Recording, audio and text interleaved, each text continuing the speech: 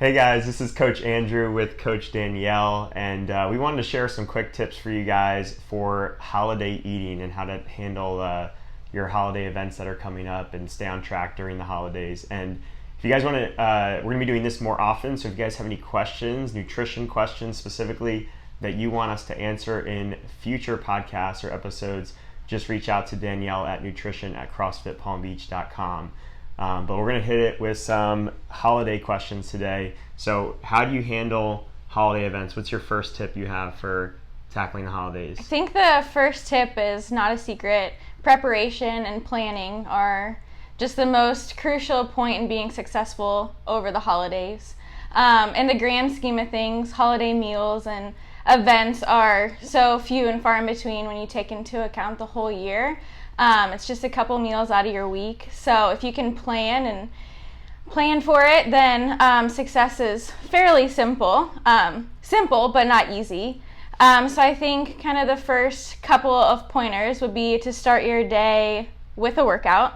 I think that our days in here, when we start those with a workout, are always our better days. You know, we come out pretty motivated and ready, have our heads on straight. So it's one less hour you can't be eating. Right.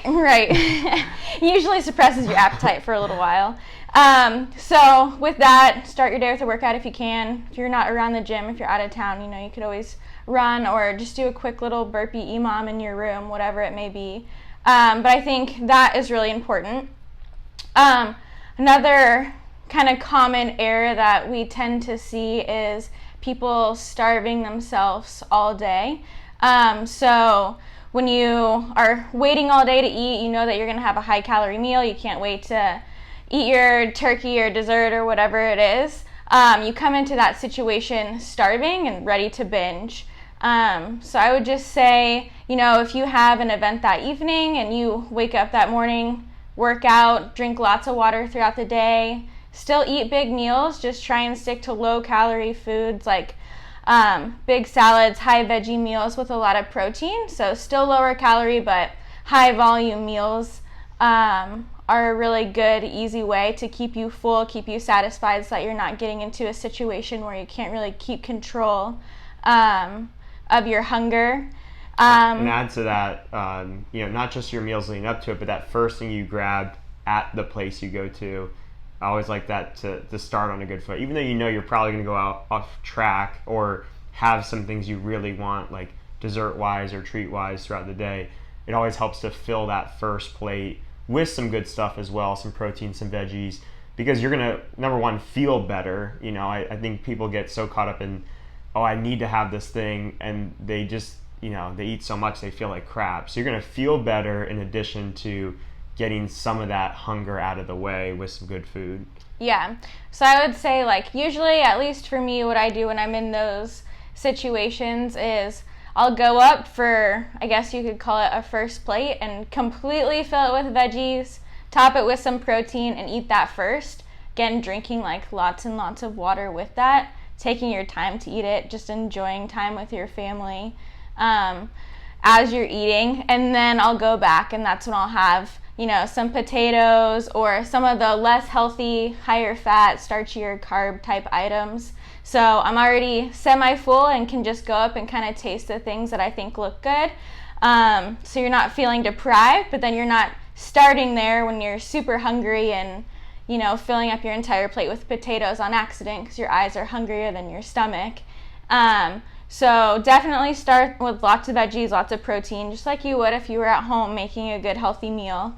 And I think that is a really good way to make a high calorie meal a little bit less calorie dense when you are going out. Yeah, and then to expand on your original point, which is, the holidays really are so few and far between, and even if you do go really off track at a Thanksgiving or a Christmas or a Christmas Eve, it's really how you react and respond to those days that really make the difference. If your holidays is the period from Thanksgiving all the way to New Year's, and every day in between has lots of junk in there, then it's you're gonna see a significant difference. If it's just those actual holidays that fall within that period, then even if you do not listen to any of the things we're telling you, but you just do good on the other days, your damage is going to be pretty small in the grand scheme of it. You might not lose weight during that period, but you're certainly not going to gain much and probably maintain through that period. Right.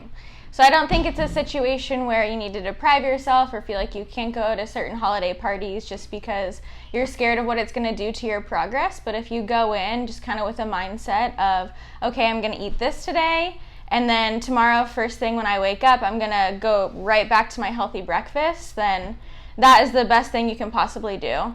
Try to always tell people never to have 2 unhealthy meals in a row, because that really just sets you up for a third, and then a next day and a weekend, one day in the weekend turns into the whole weekend, and then that flows into your next week.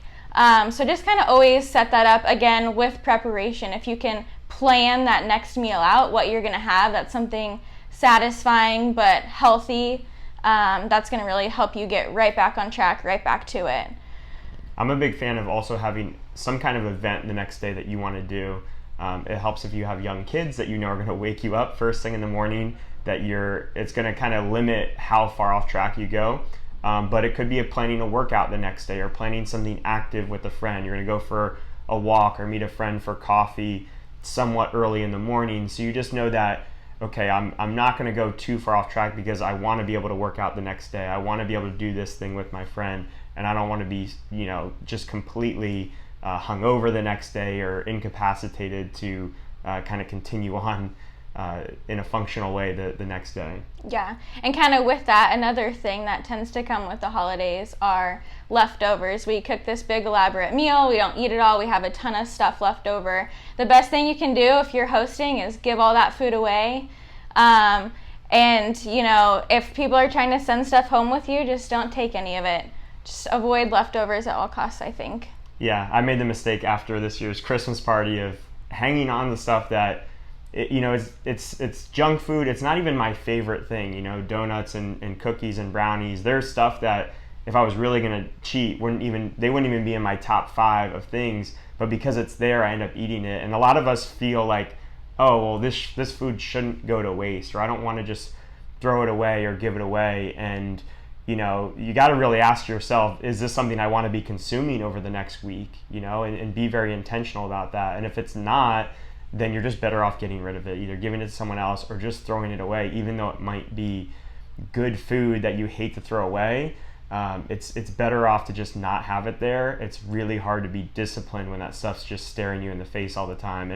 And it's not just going to go away on its own, so someone's going to have to eat it. And if you don't want it to be you're better off just getting rid of it. Definitely.